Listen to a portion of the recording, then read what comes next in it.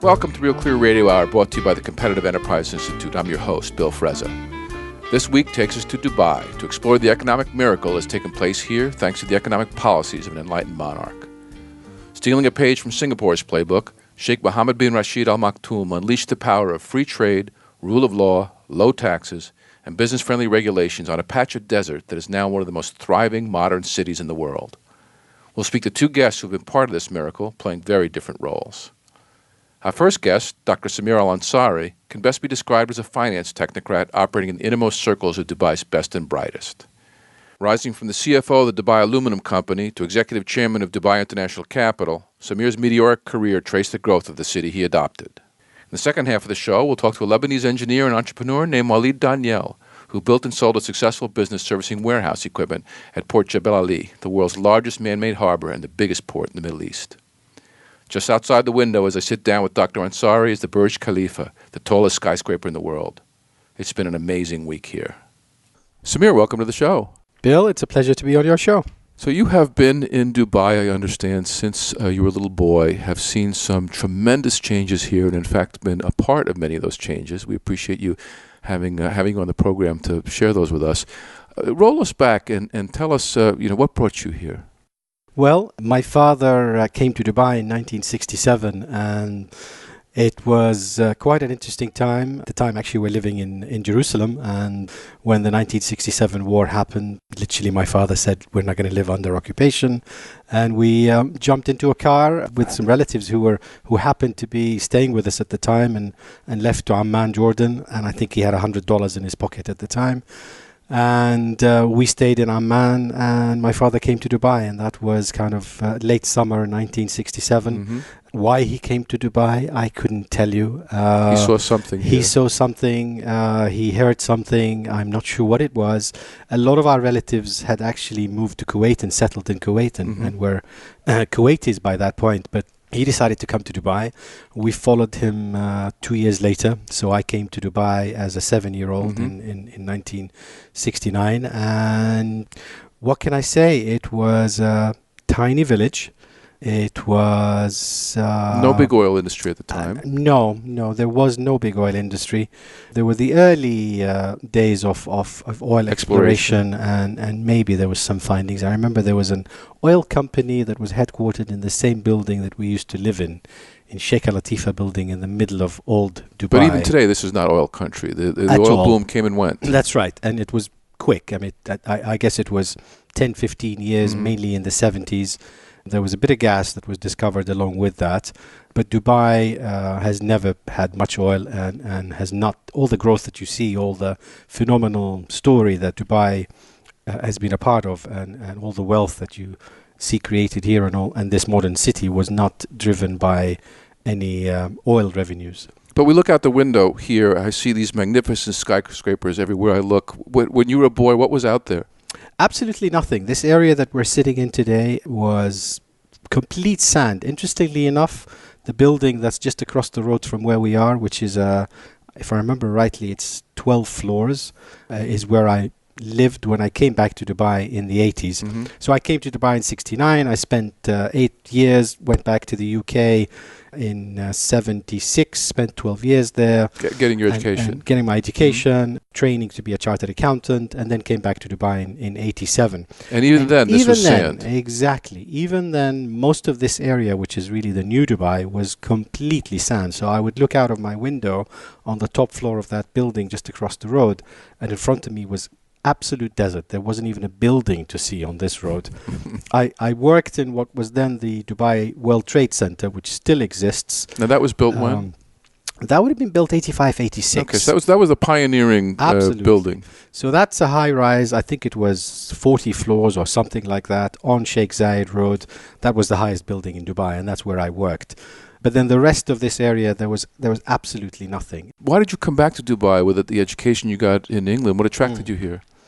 I mean, as a chartered accountant, as an Arab-speaking chartered accountant, in mid-late 80s, I was probably one of a few, maybe a handful, 5 to 10 Arab-speaking chartered accountants in the whole world. And so I literally got offers from all of the big 6 or 7 back then, not big 4, to come to the Arab world. I chose Dubai because I knew Dubai, because I had a good feeling about Dubai, because I was more comfortable in Dubai than anywhere else. I had, frankly, better offers money-wise in Saudi, Kuwait, More developed Bahrain, economies. more developed economies. Bahrain was the financial center of Back the then. Gulf back then.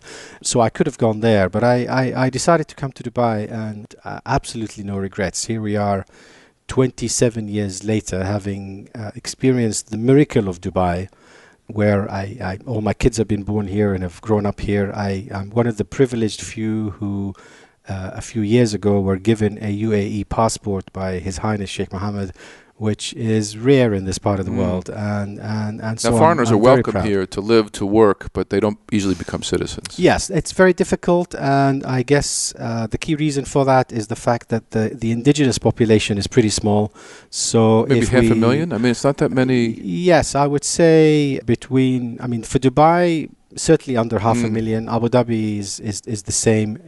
The UAE in total, probably the UAE nationals are about 1 million, but the population of the country is probably 8 or more. Yeah, so 90% of the people were attracted here Correct. to do business. They're attracted here to do business and to live and enjoy what I would honestly see as a unique environment, where I always tell people we're very, very lucky to be here, because I travel all over the world and I see the good and bad of the rest of the world. And I'm not saying at all that we are in a perfect environment, because nowhere is perfect.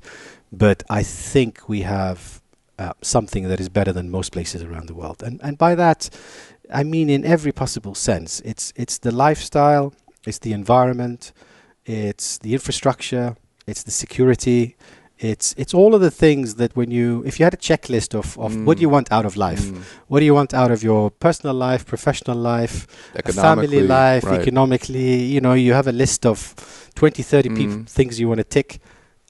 Honestly, I would say Dubai and the UAE ticks most of those things. There is nowhere that's perfect, and it would be foolish of me to try and pretend, hey, Dubai is perfect, the UAE is perfect. There's Of course improvement it's not. opportunities everywhere. Absolutely. But take us back when you first arrived here. I understand you were involved in the aluminum smelting business, which, as I studied Dubai, was a pivotal industry at the time. Yeah. Perhaps with your help. Why don't you tell us a little bit about that? Sure. When I came back to Dubai in '87, it was with Ernst & Young, which was Ernst & Winnie back then, and then they merged with Arthur Young to create Ernst & Young. And so as that Arab-speaking chartered accountant, my partners in Ernst & Young decided to put me on a number of the government-related entities, and through one of them, I ended up being involved in Dubai Aluminium, Dubal.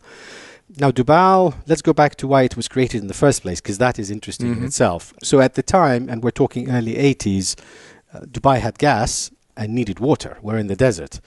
And so somebody came up with this very bright idea that, you know what, you can use the waste heat of an aluminium smelter to produce water. So it was almost a byproduct. Something for nothing. Absolutely. And so the gas was used to power the smelter, to produce aluminium, and the waste heat from the smelter was used to run the desalination plant and produce 30 million gallons of water a day, which was significant for Dubai back then.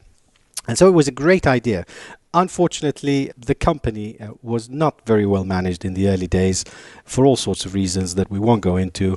And literally in the early 90s, the new vice chairman, who was then also the director general of the economic department, a newly formed department that was critical in driving the economic growth of Dubai and setting the foundations for I want a to lot get into of that. I definitely want Dubai's to get into that. success. And the gentleman that ran it actually was just brought back from Singapore, where he learned all these things and came back, frankly, to apply a lot of the successes of Singapore in Dubai. So I created a very good relationship with Mohammed Labbar, who was the Director General of the Economic Department and was the Vice Chairman of Dubai, who was entrusted by their Highnesses to fix Dubai as well as a number of other government-owned entities. Turnaround opportunity. Turnaround. And I was lucky enough to have been asked by Mohammed to join him at Dubai as the CFO to help him in this turnaround. I spent 8 years there. It was tremendous experience and it was a great success story. And we changed the management. We renegotiated many contracts with people that I can't name that had frankly not been doing us a favor.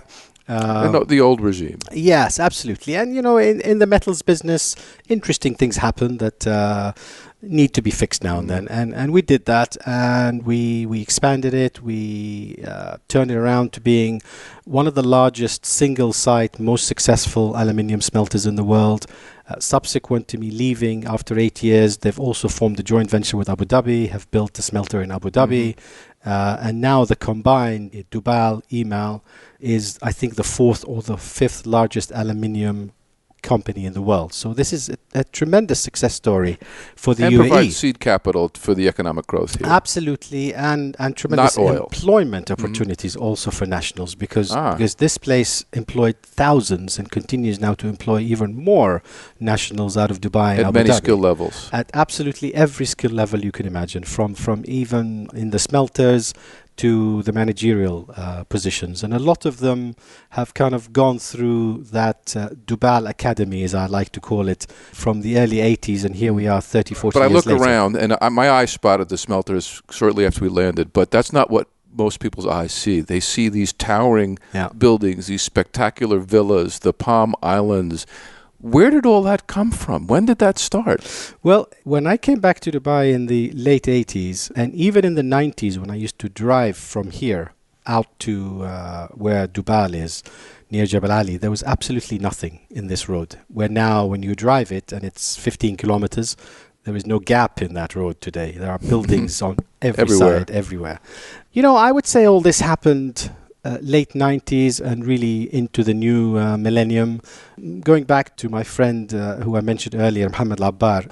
So Mohammed was also involved in and was actually the founder and the mastermind behind creating Emaar, which was the first big real estate developer in the UAE. And when was this? And this would have been mid-90s.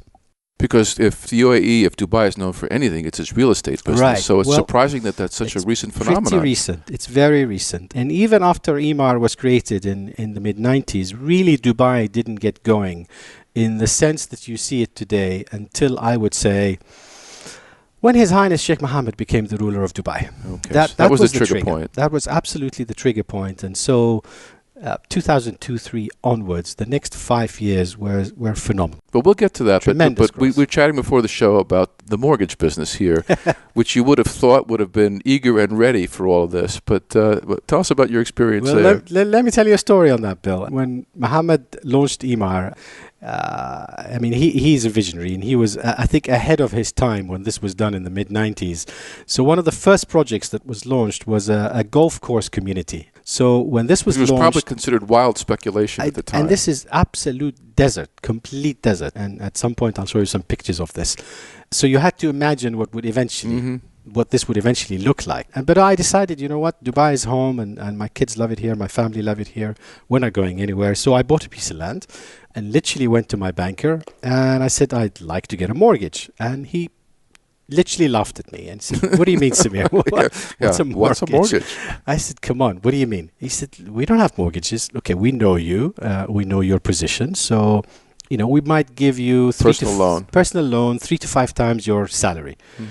And I kid you not, I left Hisham's office and I went straight to Mohammed's office, Mohammed Labbar, in the economic department. I said, Mohammed, you're launching... can't build a real estate business without mortgages. Exactly, absolutely right. So we kind of looked at each other. I said, what do we do? And at the time I was at Dubai, and he said, so what do we do? I said, we need to create a mortgage company. Who's going to do it? I said, I'll do it. And literally I left Dubai to set up what became called Amlak, which in Arabic means assets, basically. And we created the first mortgage provider, I think, in the whole Gulf region, and it was very, very successful, and it was a key component of getting the real estate sector going, because up until then it was only Dubaians, UAE nationals who owned real estate. Wealthy, right, and who were already wealthy, and they were the owners, and they didn't need a mortgage, and the bankers used to finance them in any way they like. Emaar was creating communities that would be where foreigners would actually... And the managerial class of tomorrow, and the middle class of tomorrow. Absolutely. Yeah. So, you know, your average expat is not going to go and put $1 million or $2 or $3 million million into a house, they would want to put a bit of that and get a mortgage. And so that's how the mortgage market developed. And then a few other people copied us, but the market needed it. And then the banks started providing mortgage tools too. And that's how the real estate market got going. So the industry bootstrapped itself with aluminum. The real estate market started coming up. The mortgage industry got started. A new ruler changed the game. And in fact, I'm about halfway through his book right now, My Vision, which is fascinating, a fascinating read. But alongside, the rule of law must have been evolving to create an environment that would attract the dollars, would attract the financing, would attract the workers to come here. As we roll into the 2003 to 2008 period, give us a little background on that. People very often forget how young the UAE is and how young Dubai is. Well, you think thousands of years of history. Sure. You think caravans going back to, that's how most Americans think about it. I started reading about it. It's a pretty modern invention. Very true. So the UAE was created in 71 when I was here as a kid. And really the modern Dubai, as you see it today, only got going 10, maybe 15 years ago. That's not a long time. No. And all the rules, when you build a building, you need to have the foundations absolutely right. And the taller the building, the more important those foundations are. We have a big mega building here. So the foundations have to be right. And because everything happened so quickly, the foundations were not all right and were not all complete and were not all in the right place. And that's something that is often forgotten. And so when the crisis came, it kind of hit Dubai. You mean in 2008, the 2008, the worldwide crisis. It hit Dubai a little bit more than others because of those missing bits and pieces that, frankly, we're exposed. We just didn't have the time to do. Everything happened so quickly. Growing. Absolutely. And I always say, when you hit a bump on the road, the faster you're going, the more you feel it. The car goes flying up in the air if you're going fast. If you're going very slow, you hardly even feel it. So we were going very, very, very fast. And so when we hit that bump, you absolutely feel it. But, you're here, you can see it, the rest of the world can see how the recovery has been absolutely phenomenal. And I would say the recovery has been great because we've very quickly managed to fill the gaps, complete those pieces of the foundation that had not been completed.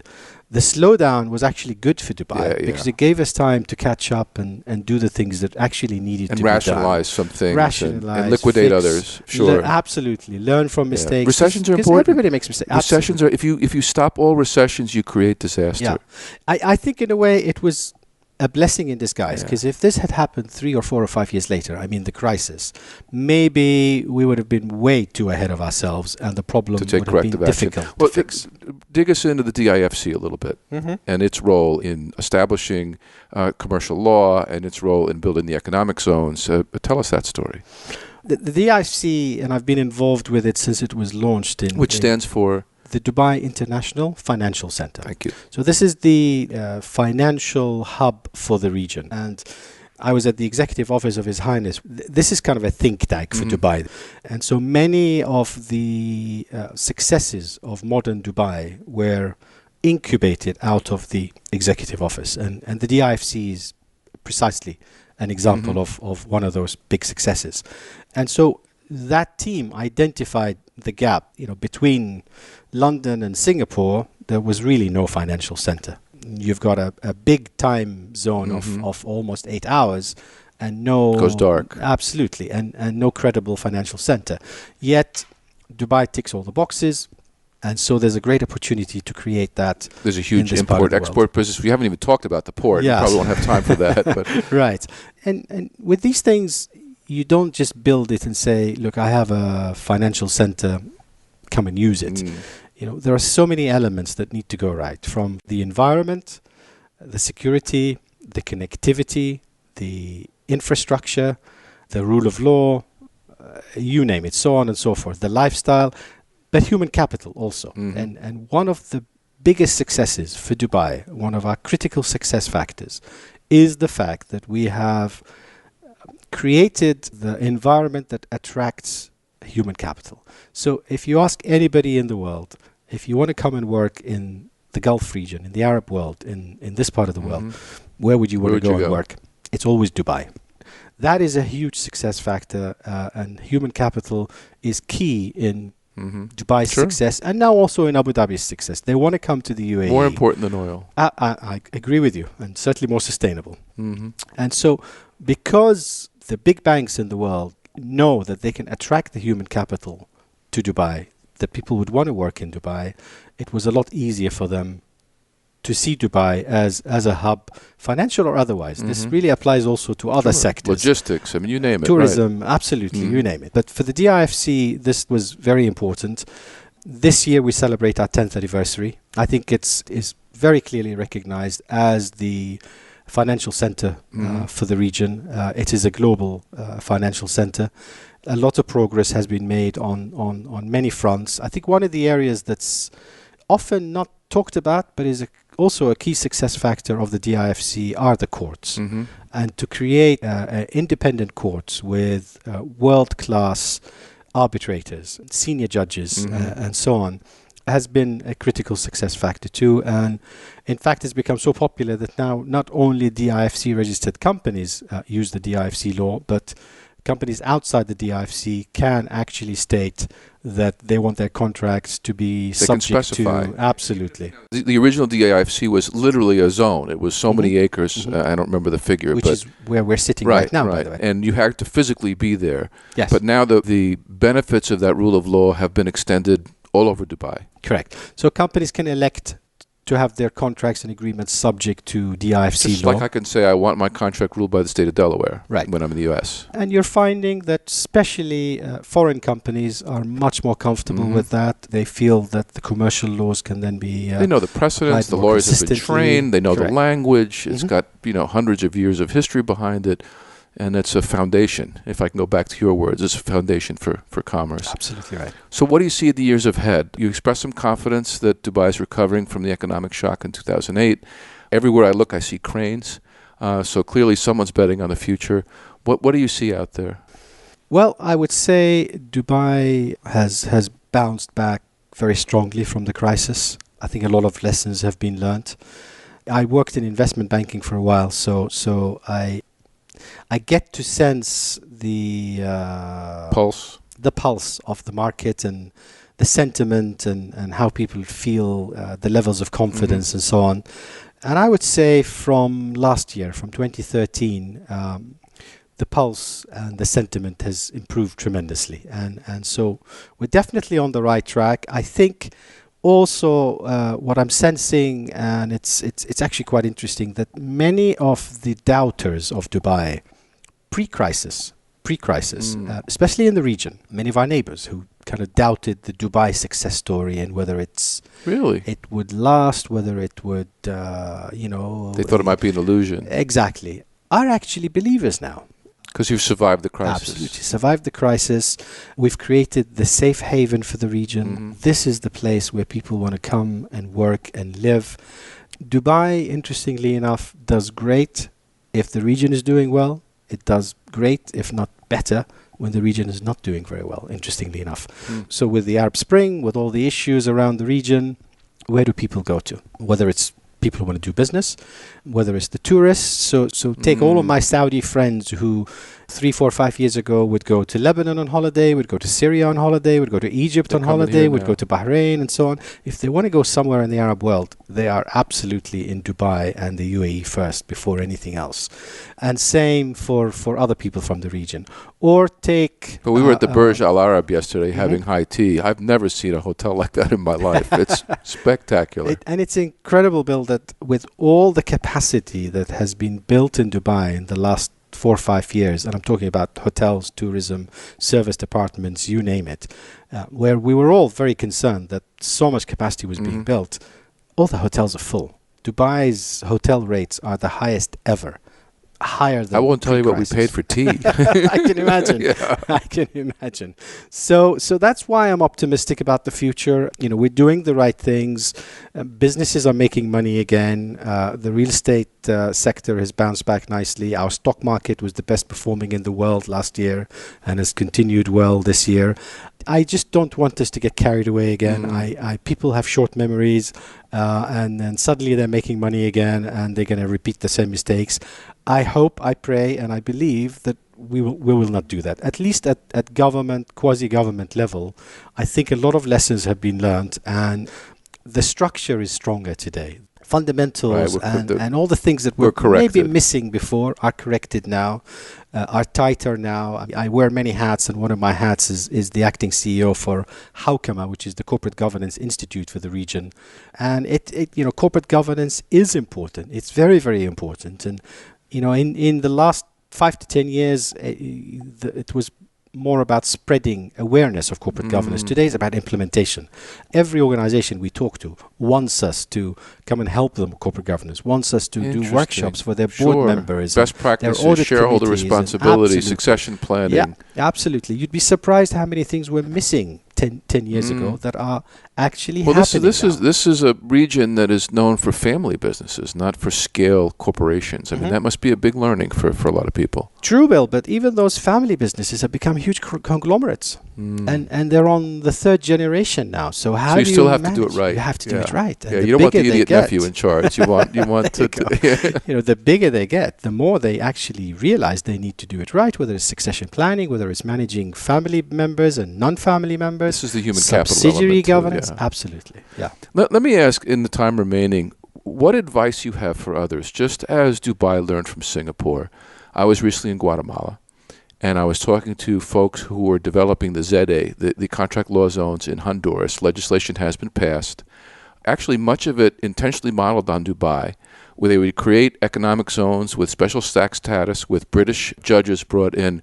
As they begin their journey, what advice would you offer them? Well, I honestly believe that there's nothing wrong with copying successful models from elsewhere. There's absolutely nothing wrong with that.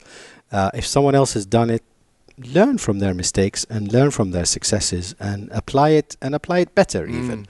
And, we would argue in Dubai that we copied the Singapore model and we've done it even better, but that's for another discussion. But you know what? At the end of the day, it's about leadership. It's about that leadership that has the vision. Well, you were blessed with a constitutional monarchy We're who very lucky. Had vision and focus and cared about his people rather than self-aggrandizement. Absolutely. That doesn't happen in many places. Absolutely right. And so if you were to try to take this model and move it to a country that was known more for turmoil and at one point was the murder capital of the world, it's not blessed with a benevolent dictator, what advice would you give? Well, manage the risks, obviously. Don't get carried away with success, and find a way to bring the best people, because at the end of the day, nothing happens without people. Entrust them, give them the authority and the responsibility to get things done, and reward them if they do it right. If it works. Samir, this has been very informative. I can't tell how much I've enjoyed my visit here and also learning more about the region. Thanks for being on the show. Bill, it's a pleasure, and we want more and more people to come and visit Dubai and experience this miracle for themselves. Thanks. You've been listening to Dr. Samir Al-Ansari, currently the chairman and CEO of PE Plus Advisors, as well as the acting CEO of the Hawkama Institute of Corporate Governance. I'm Bill Frezza, and this is Real Clear Radio Hour, brought to you by the Competitive Enterprise Institute. Ahead, we'll get the perspective of a warehouse industry entrepreneur across this same period of time. Stay tuned.